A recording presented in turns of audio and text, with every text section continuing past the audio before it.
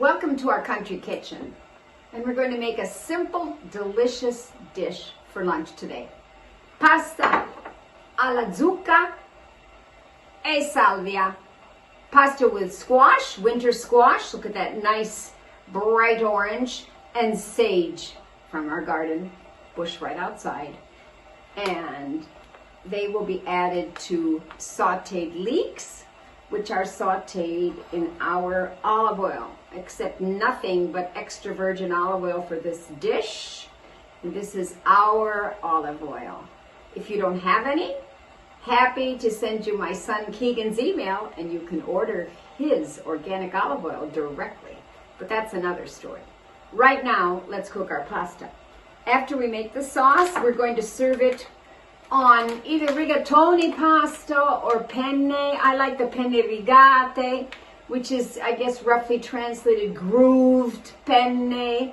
There's a little bit of a groove in the border, so it's not perfectly smooth. It'll therefore absorb wonderfully the sauce. So you want to use a large-sized pasta. Do you want to try this on spaghetti? You can try. I wouldn't. I think you'll have a mushy dish, but whatever. Let's go get the sage. Let me show you, that is, where I got the sage. I have some here, but let's just get some more so that I can show you where our sage grows. And here we are, out behind our farmhouse, beautifully restored by husband Pino. And here we have rosemary, and in the middle we have sage. Now, I asked Pino about this the other day. I said, do you think it's true what Julia told me, our daughter? She said, Mom, sage doesn't work with rosemary because rosemary overcomes the sage. Look at how the rosemary has blossomed. Look at how the sage has become meager, not as abundant. And I asked Pino. He said, Ma, non è vero. This is just an old bush. Whatever. When you're planting sage, you may not wish to plant it near the rosemary. So here we have a bunch of sage. Let's go in now and cook. And by the way, I asked Pino if we could start another sage plant in a completely different area. So new sage coming up. Let's go in and cook. I'm working with 2 leeks today, but one plump one is just fine.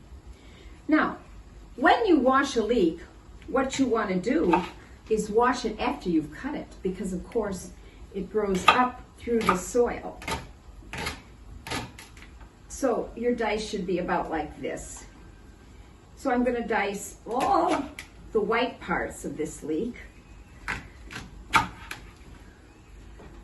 Are these going to our goats? Not all. This can. This harder leaf. These are going to be diced, and they'll go in the leek frittata I'll make tonight. With leeks, our goat's milk cheese, our chicken's eggs, maybe some breadcrumbs. We'll have a nice leek frittata. These leeks here will be diced for our pasta dish. So, a thin dice, and they'll all get washed. And then we will continue with the squash. And I've chopped the squash into chunks after eliminating the peel. The goats are happy with the peel, will be. And I'm going to reduce a few of the pieces I cut to maybe this size. This is the rough size you wish for your squash. Okay, you can have a look here. And now I'm going to dice the sage. Just pull the leaves off the branch. It just needs a big, thick, how can we say, a non-fine dice. So I think you can never get enough sage, actually. There we go. I might even be adding a little more. As I cook, I'll have to check it out. My leeks are ready. Now I'm going over to the stove, pouring in the pan olive oil, adding the leeks, letting them simmer. Then in goes the squash. And as the squash cooks, we'll add the sage. I'm going to put the pasta water on to boil as well. So let's go to the stove. All right, I have the olive oil in the pan. It's covering the bottom of the pan. And now I'm going to add the leeks And here they are in the green olive oil. And olive oil should be this color. They will simmer briefly, and then I'll be adding the squash. And at the end, the sage. And in the meantime, I'm cooking the pasta. It's nicely coming to a boil. How much salt? I think you know if you cooked with me before. It's QB. Quanto basta. As much as it takes. Probably 2 tablespoons coarse salt. Always for cooking pasta. And a half. And we'll soon put the pasta in. Remove this so that I can bring up the heat a bit on the leeks. And they're simmering away.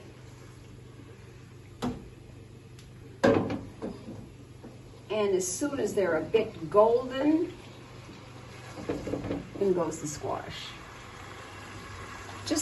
I just look to see that the leeks have taken on the flavor of the olive oil. And I think so. And so in goes the squash.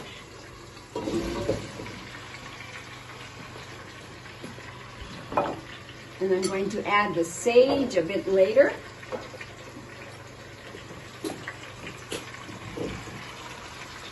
This too will take salt, QB, about a handful of coarse salt.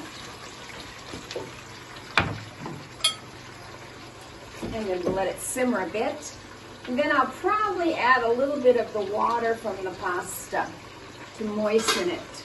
And at that point I'll also add the sage. The smell is already divine, the leaky smell, but wait until the sage goes in.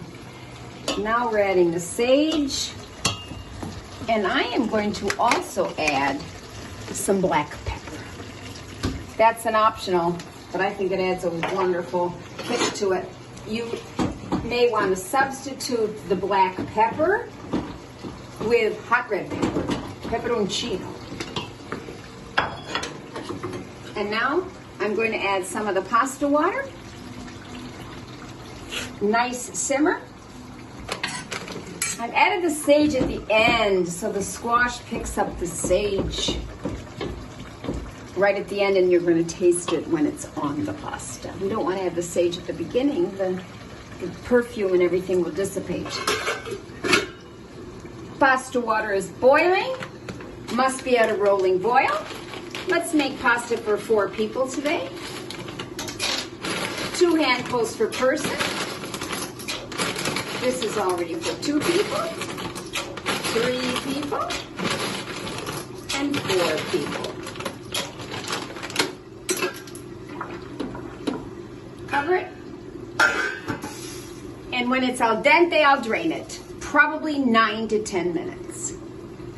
I've checked my pasta. It's perfectly al dente. Time to drain it. And I will be saving the water of the pasta, called the brodo della pasta, in case I need to make my sauce a little creamier. Always save the brodo della pasta. Pino's mother taught me another trick. She always washed their dishes in that water. And they probably couldn't afford soap. I know when Pino was small, and she would squeeze lemon off their tree into that water. What a good way to wash dishes, eh? And now we're going to season it. And here is our delicious zucca con la salvia. Squash with sage e porri. Look at those leeks.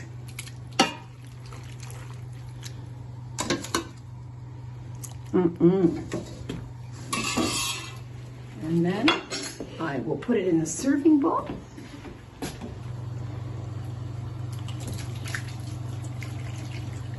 And I don't even think I need to add any more brodo. I am going to add a little bit more of my squash.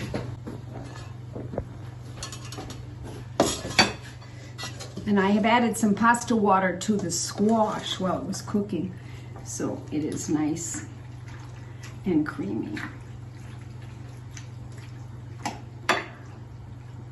Give it a gentle mix. And there we are. And bring it to the table.